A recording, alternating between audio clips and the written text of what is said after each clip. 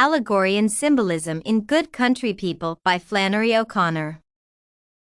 Good Country People is a short allegorical story written by Flannery O'Connor about the dual nature of religious workers, loneliness, and egocentrism.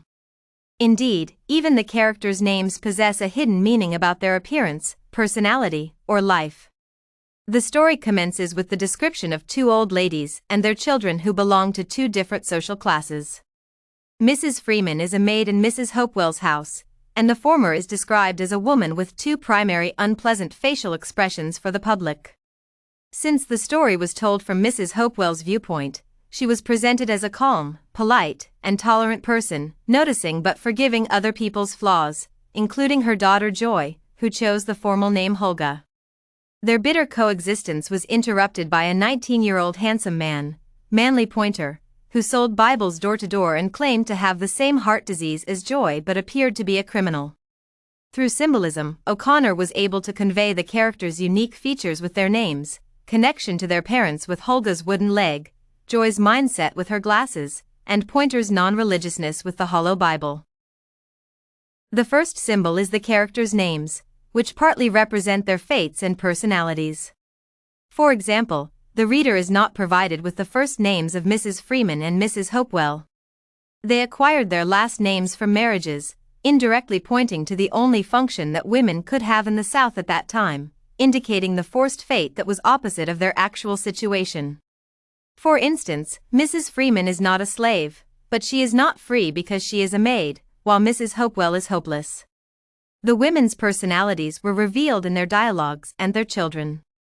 Both are polite and consider themselves good individuals who sometimes have to endure other people's rudeness or ignorance.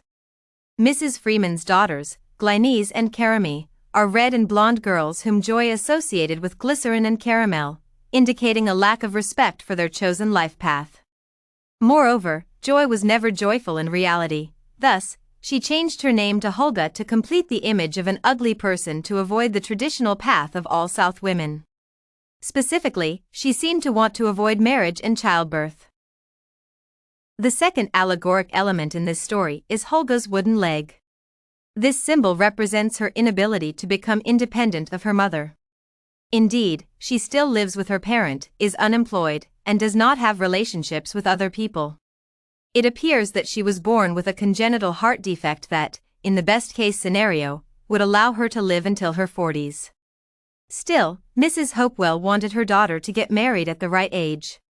However, an accidental gunshot wound at the age of 10 became a pivotal point in Joy's life when she was implanted with the wooden leg and escaped the usual fate of her female counterparts. Despite a PhD degree, the girl did not work and lived with her mother, waiting for her own death. The appearance of Pointer gave her a tiny hope for a new life. However, the girl's dreams did not become a reality because Hulga was deceived by the young man and lost her artificial leg. Nevertheless, the disappearance of her prosthesis was an allegory for the opportunity to detach from the parental home and start an adult life. The third allegoric element of the short story is Hulga's glasses, which Manley stole along with her wooden leg. Hulga's glasses are her vision and ability to see the world clearly, both literally and figuratively. However, she was ready to refuse her beliefs for this man.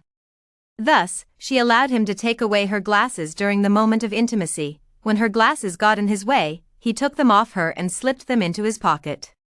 Since Pointer escaped, Hulga was left without glasses because she no longer could look at the world through the lens of her old mindset. The fourth symbol was the young man's suitcase with two Bibles. Indeed, one of the Bibles was an empty container for whiskey, cards, and condoms. The hollow represented not only Pointer's absence of Christian beliefs but was also an allegory for the insincerity of some religious workers who talk about God and are simultaneously involved in sinful acts. Furthermore, this picture and the young man's altered behavior not only ruined Hulga's hope for a different future but also confirmed her atheist beliefs. In summary, O'Connor's Good Country People represents the issues of the dishonesty of religious workers, the difficulty of detaching from parental supervision, and the obsession of individuals with their goodness and other people's faults. This story showed the painful experience of a young woman with poor health who failed to build social connections despite several university degrees. Four symbolic elements in this short story uncover Hulga's journey to detachment from her mother and old beliefs. The first was the characters' names that described their appearance and personalities. The second was Hulga's artificial leg as an anchor to her mother. The third was Hulga's glasses, which the young man stole from her smoothly, becoming the critical facilitator of disillusionment. The fourth was Pointer's suitcase with fake Bibles as a symbol of the falsity of his religiousness. Overall, the evil act of the young man left Hulga in rage and disappointment but with a more realistic perception of the world.